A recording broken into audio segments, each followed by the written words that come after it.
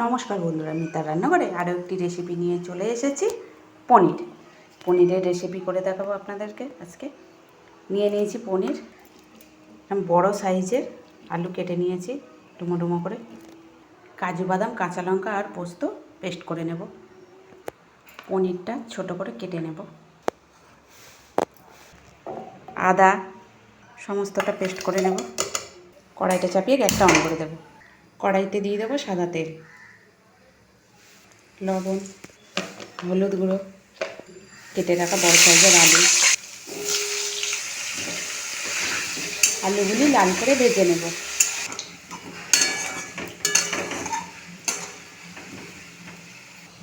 আলুগুলি লাল করে ভেজে নিলাম, তুলে নেব।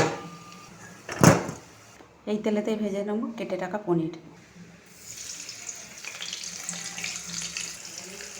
পনিরগুলো এক পিঠ করে ভাজা হয়ে গেছে, আর এক পিঠ করে উল্টিয়ে দেবো। পনিরগুলি ভাজা হয়ে গেছে, তুলে নেব। এই তেলেতে দিয়ে দেবো শুকনো লঙ্কা, তেজপাতা, দিয়ে দেবো পেস্ট করে রাখা মশলা, পরিমাণ মতো লবণ, হলুদ গুঁড়ো, জিরে ধনে গুঁড়ো, লঙ্কার গুঁড়ো। আমি টমেটোর বদলে টমেটো সস ব্যবহার করব এখানে স্বাদটা পরিবর্তন করার জন্য।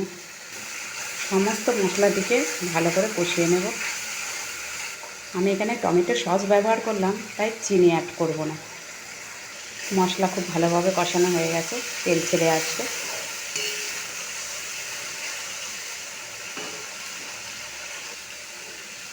মশলা কষানোর মধ্যে দিয়ে দেবো ভেজে রাখা আলু।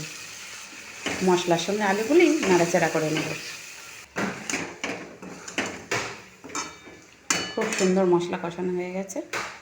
এই সময়তে দিয়ে দেবো পরিমাণ মতো জল।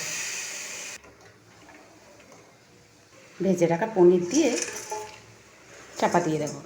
একবার চেক করে নেব। পনিরটা রেডি হয়ে গেছে, দিয়ে দেবো গরম মশলা, সামান্য পরিমাণ কসুরি মেথি ছড়িয়ে দেব।